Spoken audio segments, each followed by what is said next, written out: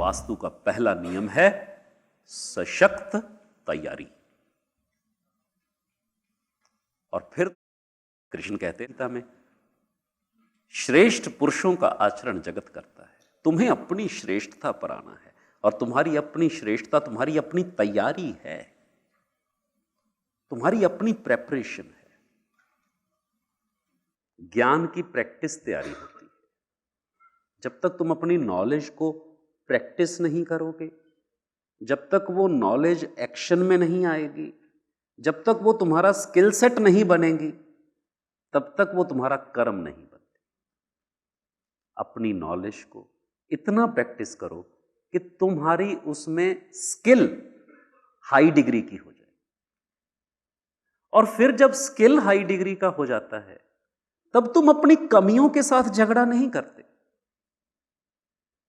तब तुम अपनी कमियों का भी उपयोग करना सीख जाते हो। और एक अच्छा प्रोफेशनल होने के लिए, चाहे वास्तु हो, चाहे आयुर्वेद हो, चाहे कोई भी प्रोफेशन हो, अपनी स्ट्रेंथ्स और अपनी कमियों का ऑडिट कर लेना चाहिए।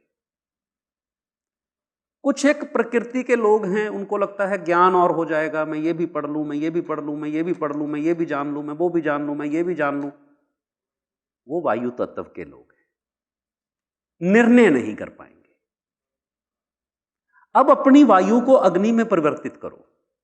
एक ही चीज को पकड़ लो और उसकी इतनी प्रैक्टिस कर लो, उसकी इतनी प्रैक्टिस कर लो, इतनी प्रैक्टिस कर लो कि दो पत्थरों को इतना रगड़ते रहो, रगड़ते रहो, रगड़ते रहो कि आग लग ही जाए।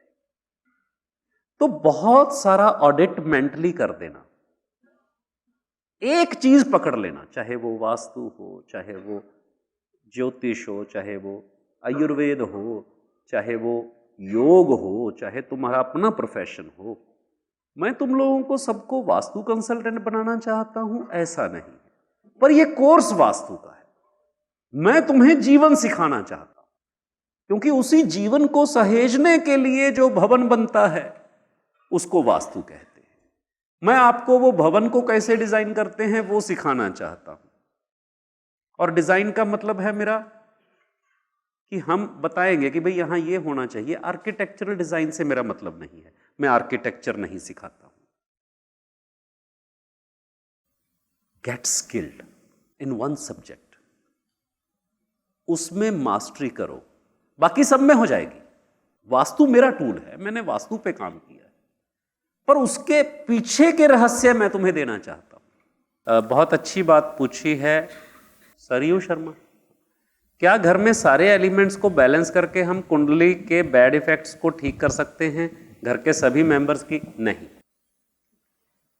क्या हम घर के सारे मेंबर को अगर परफेक्ट प्रोपोर्शन में काट पीट करके, उनका ऑपरेशन करके, उनका अगर वजन बढ़ा हुआ है तो फटाफट ऑपरेशन करके उनको परफेक्ट शेप में ला देंगे, तो क्या वो हेल्दी होंगे? Imperfection is life. Once you get perfection in one subject, the next practice is learn to live with imperfections. जैसे जो फायर एलिमेंट हो या जैसे एलिमेंट बनता है, इस जन्म में और नेक्स्ट जन्म में सेम होता है, अलग होता है? मेरे सवालों के जवाब हमेशा गीता से निकलते हैं। अगले जन्म में जो कंपोजिशन होता है वह इस जन्म का फॉरवर्ड होता है। चैप्टर 13 श्लोक 21। प्रकृति में स्थित ही पुरुष प्रकृति से उत्पन्न त्रिगुणात्मक पदार्थों को भोगता है, और इन गुणों का संग ही इस जीवात्मा के अच्छी बुरी योनियों में जन्म लेने का कारण है। सुनिए, ध्यान से सुनिए। इस प्रकार पुरुष को और गुणों सहित प्रकृति को जो मनुष्य तत्व से जानता है, जो अपना पुरुष, अपना लक्ष्य, अपनी प्रकृति और अपने तत्वों को जान लेता है और फिर उन्हीं के अनुसार अपना कर्तव्य करता है, उसका पुनर्जन्म नहीं होता, वो मुक्त हो जाता है।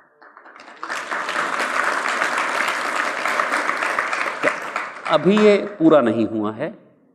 14 चैप्टर 14 श्लोक। जब यह मनुष्य सत्वगुण की वृद्धि में मृत्यु को प्राप्त होता है, तब तो उत्तम कर्म करने वालों के निर्मल दिव्य स्वर्गादि लोगों को प्राप्त होता है। आपके सवाल का जवाब पुनीत ये है, रजोगुण के बढ़ने पर मृत्यु को प्राप्त होकर कर्मों की आसक्ति वाले मनुष्यों में पैदा होता है। जब रजोगुण बढ़ा हुआ हो और उस समय मृत्यु हो तो अगली बार भी जन्म वहीं पर होता है जहां पर कर्मों की एक्शन एक्शन एक्शन यानी रजोगुण में ही आप फिर से जन्म लेते हैं। और तमोगुण के बढ़ने पर मरा हुआ मनुष्य कीट पशु और मूढ़ योनियों में उत्पन्न होता है, ज्ञान रहित और कर्म रहित